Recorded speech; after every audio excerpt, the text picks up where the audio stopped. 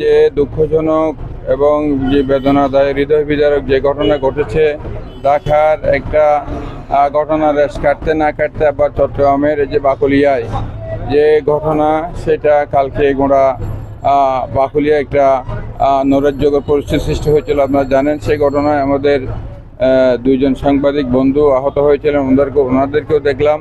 এবং কালকের ঘটনায় যে ভিকটিম ছোট্ট শিশু তার খবর নেওয়ার জন্য এসেছি, তাকে দেখেছি এবং তার মায়ের সাথে কথা বলেছি। আল্লাহর রহমত হচ্ছে যে ভিকটিম শিশুটা সুস্থ আছে এবং ভালো আছে, আর আমাদের সাংবাদিক বন্ধুগণও মোটামুটি সুস্থ আছেন।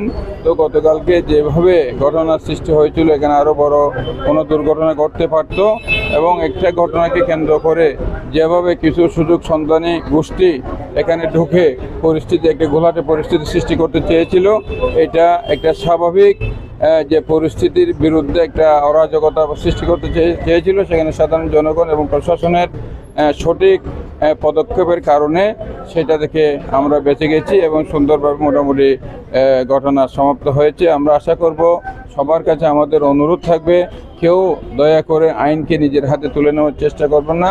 প্রশাসন তার নিজস্ব গতিতে, আইন তার নিজস্ব গতিতে চলবে এবং মানুষকে এই যে বর্তমান গণতান্ত্রিক সরকার, এটা জনগণের সরকার, জনগণের নির্বাচিত সরকার, জনগণের কল্যাণে, জনগণের উপকারে, জনগণের জন্য এই সরকার কাজ করে যাবে। কাজে জনস্বার্থ বিরোধী কোনো কাজ আমাদের সরকারের দ্বারা হবে না, সেই বিশ্বাস রাখার জন্য আমি জনগণের প্রতি আহ্বান জানাচ্ছি। এবং গতকালকের যে ঘটনা, ঢাকার যে ঘটনা, সেটা সবার যে দৃষ্টান্তমূলক শাস্তি, এটা আজকে দেশের জনগণের দাবি, আমাদের দাবি, জাতীয় দাবি।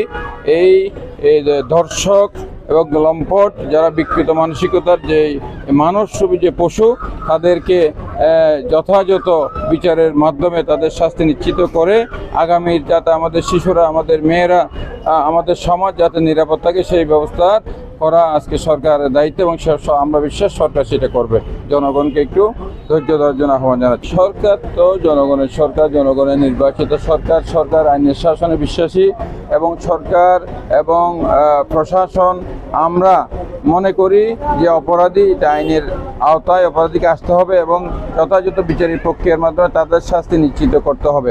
কালকে একটু ইমোশনাল মানুষ, প্রথমে এটা তারা, আমি যেটুকু খবর নিয়েছি, তারা ওই দর্শককে ধরে পুলিশের হাতে তুলে দেওয়ার জন্য তারা উদ্যোগ নিয়েছিল, পুলিশকে খবর দিয়েছিল। পুলিশ আসার পরে কিছু অন্য কোনো অ্যাঙ্গেল থেকে লোক এসে তারা বলছে না, পুলিশকে দেওয়া যাবে না, আমরা তার বিচার করব, সেইভাবে একটা নৈরাজ্যজনক পরিবেশের সৃষ্টি করতে চেয়েছিল।